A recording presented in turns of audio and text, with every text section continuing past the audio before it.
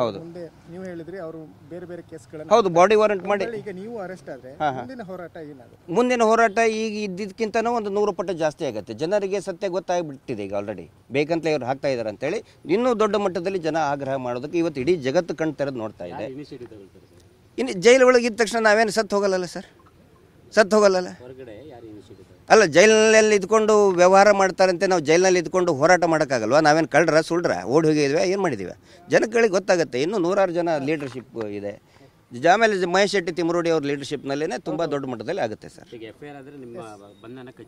May be ಮಾಡಬಹುದು ಅವರು. ಅದಕ್ಕೆ ನಾನು ಹೇಳಿದೆ ವಿಜುವಲ್ಸ್ ಇದೆ ನೋಡಿ ಅಂತ.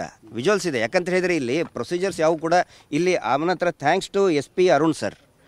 ಅವರು ಇರೋದಕ್ಕೇ ಬೆಳ್ತಂಗಡಿ ಧರ್ಮಸ್ಥಳ ಪೊಲೀಸರ ಥರ ಕೆಲಸ ಮಾಡ್ತಾ ಇದ್ದಾರೆ. ಇಲ್ಲ ಅಂತ ಹೇಳಿದ್ರೆ ಧರ್ಮಸ್ಥಳದ ಧರ್ಮೋದ್ಯಮಿಯ ನೌಕರ ಥರ ಕೆಲಸ ಮಾಡ್ತಿದ್ರು. ಓನ್ಲಿ ಬಿಕಾಸ್ ಆಫ್ ಅರುಣ್ ಸಾಹೇಬ್ರಿಂದ ಪ್ರೊಸೀಜರ್ಸ್ ಎಲ್ಲ ಒಂದು ಟ್ರ್ಯಾಕಿಗೆ ಬಂದಿದೆ.